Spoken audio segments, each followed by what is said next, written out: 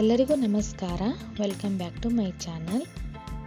ಈ ರೀತಿಯಾಗಿ ಸ್ನ್ಯಾಕ್ಸ್ ರೆಸಿಪಿನ ನೀವು ಒಂದ್ಸರಿ ಟ್ರೈ ಮಾಡಲೇಬೇಕು. ಏಕೆಂದರೆ ತುಂಬ ಟೇಸ್ಟಿಯಾಗಿದೆ, ತುಂಬ ರುಚಿಯಾಗಿದೆ. ಇದಕ್ಕೆಲ್ಲ ಭಾಳ ಯಾವ ಐಟಮ್ಸ್ ಬೇಕಾಗಿಲ್ಲ. ಸ್ವಲ್ಪ ಚುಮ್ಮರಿ, 2 ಈರುಳ್ಳಿ ಸಣ್ಣದಾಗಿ ಹೆಚ್ಚಿರಬೇಕು, ಹಾಗೆ 2 ಸಣ್ಣದಾಗಿ ಹೆಚ್ಚಿರುವಂಥ ಮೆಣಸಿನ್ಕಾಯಿ, ಸ್ವಲ್ಪ ಬೆಲ್ಲ, 2 ನಿಂಬೆಹಣ್ಣು, ಕೊತ್ತಂಬರಿ, ಇವೆಲ್ಲ ಮೇನ್ ಆಗಿ ಬೇಕಾಗಿತ್ತು. ಆಮೇಲೆ ಸಣ್ಣದಾಗಿ ಹೆಚ್ಚಿರುವಂಥ ಈರುಳ್ಳಿನ ಒಂದು ದೊಡ್ಡ ಪಾತ್ರೆಗೆ ಹಾಕ್ಕೊಂಡು, ಹಾಗೆ ಮೆಣಸಿನ್ಕಾಯಿ ಕೂಡ ಹಾಕ್ಕೊಂಡು, ಬೆಲ್ಲ ಕೂಡ ಹಾಕ್ಕೋಬೇಕು. ಬೆಲ್ಲನ ಸಣ್ಣದಾಗಿ ಪುಡಿ ಮಾಡಿಟ್ಕೊಳ್ಳಿ. ಆ ನಂತರ ಅದಕ್ಕೆ ರುಚಿಗೆ ತಕ್ಕಷ್ಟು ಉಪ್ಪನ್ನು ಸೇರಿಸ್ಕೊಳ್ಳಿ. ಆಮೇಲೆ ಸ್ವಲ್ಪ ಅರಿಶಿನ ಪುಡಿನ ಹಾಕ್ಕೋಬೇಕು. ಆ ನಂತರ ನಾವು ಮನೆಯಲ್ಲೇ ಯಾವುದನ್ನು ಯೂಸ್ ಮಾಡ್ತೇವೋ ಅಡುಗೆ ಎಣ್ಣೆನ ಅದನ್ನು ಹಾಕ್ಕೋಬೇಕು. ಆಮೇಲೆ 2 ಲಿಂಬೆಹಣ್ಣನ್ನು ಹೆಚ್ಚಿಟ್ಕೊಂಡಿದ್ವಲ್ಲ ಅದನ್ನು ಕೂಡ ಅದಕ್ಕೆ ಸೇರಿಸ್ಕೊಂಡು ಚೆಂದಾಗ ಬೆಲ್ಲ ಎಲ್ಲ ಕರಗೋವರೆಗೂ ಅದನ್ನು ಒಂದಕ್ಕೊಂದು ಹೊಂದ್ಕೊಳ್ಳೋವರೆಗೂ ಅದನ್ನು ಚೆನ್ನಾಗಿ ಕಲಿಸ್ಕೋಬೇಕು. ನಾವು ಎಷ್ಟು ಚಲೋ ಕಲಿಸ್ಕೊತೀವಲ್ಲ ಅಷ್ಟು ಚೆಂದಾಗ ಒಗ್ಗರಣೆ ರೆಡಿ ಈ ರೀತಿಯಾಗಿ ನಾವು ಒಗ್ಗರಣೆ ರೆಡಿ ಮಾಡಿಟ್ಕೊಂಡ್ವಿ ಅಂದರೆ ಇದಕ್ಕೆ ಯಾವ ಒಲೆನೂ ಬೇಕಾಗಿಲ್ಲ, ಯಾವ ಗ್ಯಾಸೂ ಬೇಕಾಗಿಲ್ಲ. ಪಟಾಪಟ್ ಅಂತ ನಾವು ತಯಾರು ಮಾಡಿಟ್ಕೋಬೋದು.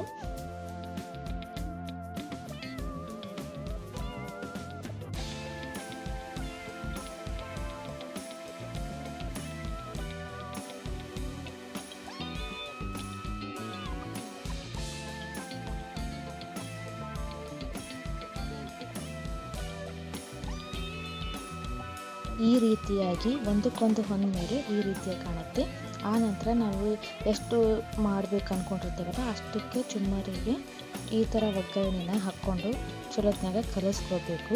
ಎಲ್ಲವೂ ಹೊಂದ್ಕೊಳ್ಳೋವರೆಗೂ ಒಂದು ಚಲೋತ್ನಾಗ ಕಲಿಸಿಟ್ಟು ಆ ನಂತರ ಹುರಿಗಡಲೆ ಹಿಟ್ಟನ್ನ, ಪುಟಾಣಿ ಹಿಟ್ಟನ್ನು ನಾವು ಅದಕ್ಕೆ ಮೇಲೆ ಹಾಕಿ ಚೆಂದಾಗ ಕಲಿಸಿ ರೆಡಿ ಮಾಡಿ ಇಟ್ಕೋಬೇಕು.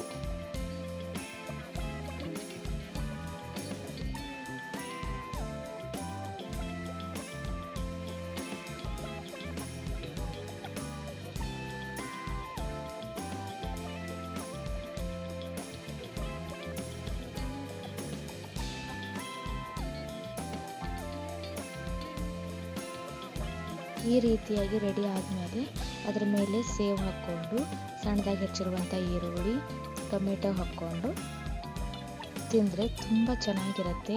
ನೀವು ಒಂದ್ಸರಿ ಟ್ರೈ ಮಾಡಿ ತಿಳಿಸಿ.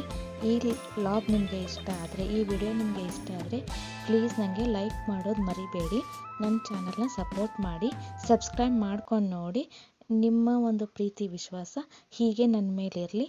Thank you so much.